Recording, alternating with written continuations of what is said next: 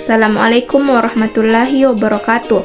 Perkenalkan, nama saya Suci Nur Ramadhani dengan NIM 091 058 042 1078, kelas C semester 6, Prodi Administrasi Publik, Fakultas Ilmu Sosial dan Ilmu Politik, Universitas Muhammadiyah Sdn Rengrapang.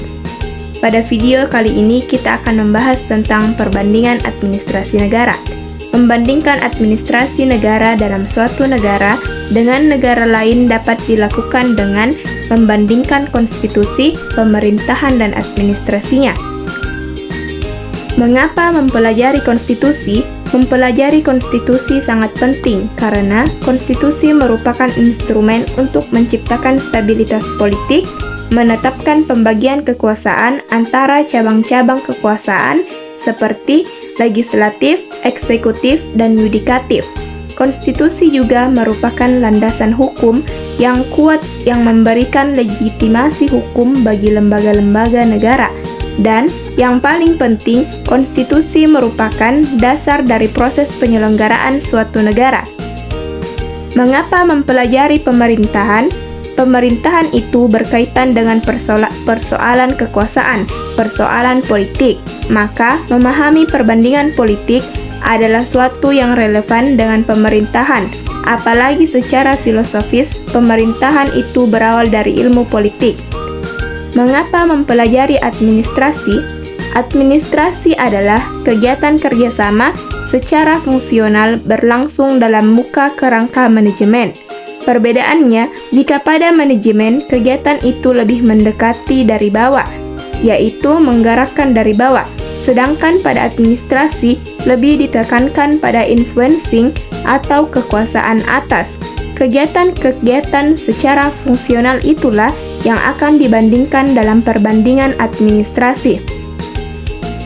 Adapun cara membandingkan administrasi negara melalui 5 pendekatan. Yang pertama, pendekatan filsafat. Dipahami dari isme-isme tentang hak-hak asasi manusia yang membedakan dua isme besar, yaitu isme liberalisme dan komunisme. Filsafat Islam dan Pancasila juga dapat digunakan dalam pendekatan filsafat. Kedua, pendekatan politik. Menempatkan kedudukan administrasi pemerintahan sebagai alat mempertahankan kekuasaan pada setiap negara di dunia, contohnya pada era Orde Baru. Ketiga, pendekatan sistem. Menempatkan pemerintahan dalam suatu totalitas di mana ia berada dalam interaksi sub-subsistem lainnya dalam suatu kesatuan sistem nasional, sebagaimana santri, dan tentunya harus juga dilihat bagaimana sistem pada negara-negara lainnya. Pendekatan administrasi dan konstitusi.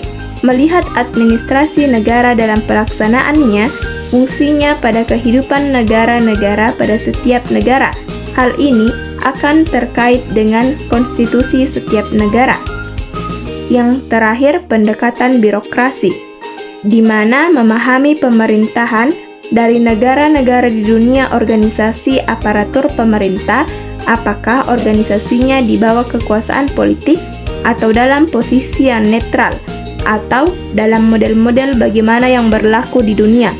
Mungkin itu saja yang dapat saya sampaikan, kurang dan lebihnya mohon dimaafkan. Billahi fisabilillah, fastabiqul khairat. Wassalamualaikum warahmatullahi wabarakatuh.